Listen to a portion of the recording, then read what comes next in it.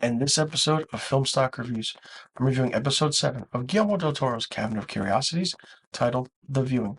This stars an all-star cast of Peter Weller, Eric Andre, Sofia Boutella, Charlotte Yee, and Steve Agee. The episode starts off with a little invitation, and it says you are invited to a viewing at the so-and-so to Lionel Lasseter's home on September 22nd, I believe, 1979.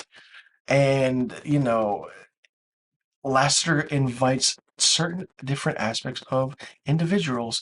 Randall Rath, Charlotte Yee, Guy Landon, and Targ Reinhardt. And they all have this special viewing in his home. And not only that, the reason he brought them here is because he wants to see and help them expand their consciousness.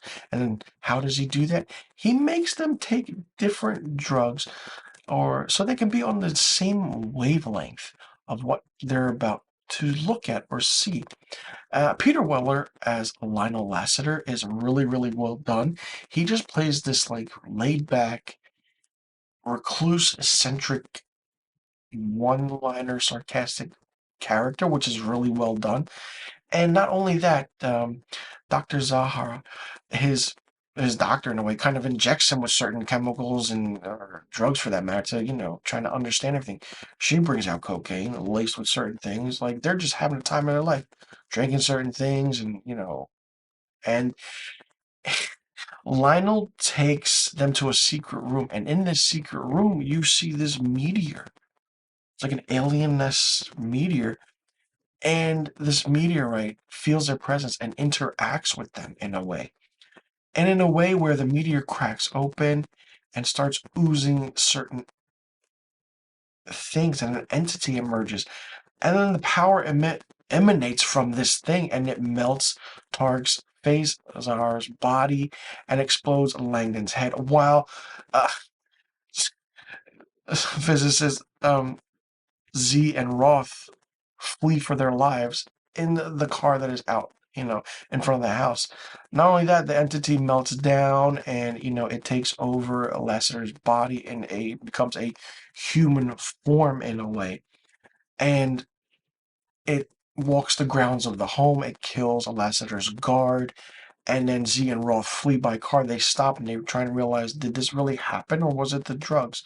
And then meanwhile, this kind of alienist entity kind of now, merged with this Lasseter's body, walks through the sewer and out, and, out of the other end of the sewer, and we see that it's now open into the city, disrupting the lights and everything. This was a very different aspect of what I thought it would be going into this story. Didn't expect it at all. It was a really, really slow burn. Like, the aspect of them just speaking was trying to understand them, and it was just really slow. It didn't really get going until we understood what they were there for. And then when you saw this entity of this entire, I want to say, meteorite alien thing, that's when things got good. And then when things took a turn, it's like, whoa. It's like, did Lasseter actually just give them drugs to actually put them on the same wavelength, or actually make them think that they're actually seeing what he's seeing? It's very different of how I thought it would be. The makeup was creepy, really well done. I'm pretty sure it was practical and a mix of CGI. The lighting aspect with the red hue and everything was done so well, and the futuristic feel to it, kind of in a way, had, even though it was in 1979 it took place, had that different look and aura about it, and you didn't know what to expect, and I didn't know what to expect. I wanted to like this episode, but I feel like it didn't feel cohesive enough to be a part of this entire series. It was very different. I know there are a lot who say they enjoyed this episode, but for me, I just didn't do it. I mean, Peter Weller's acting was great. That's the only thing that kind of minutely saved this episode, but other than that, it wasn't as good as I thought it would be. For me, the viewing gets 1 out of 5 stars. Let me know in the comment section below what you thought about this episode, episode 7 of Guillermo del Toro's The Cabinet of Curiosities. Did you like it? Did you not like it? What did you think of it?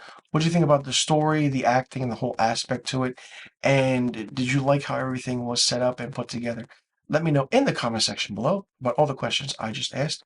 and I'll see you all in the next review video. And be sure you stay tuned for more reviews of Guillermo del Toro's Cabinet of Curiosities.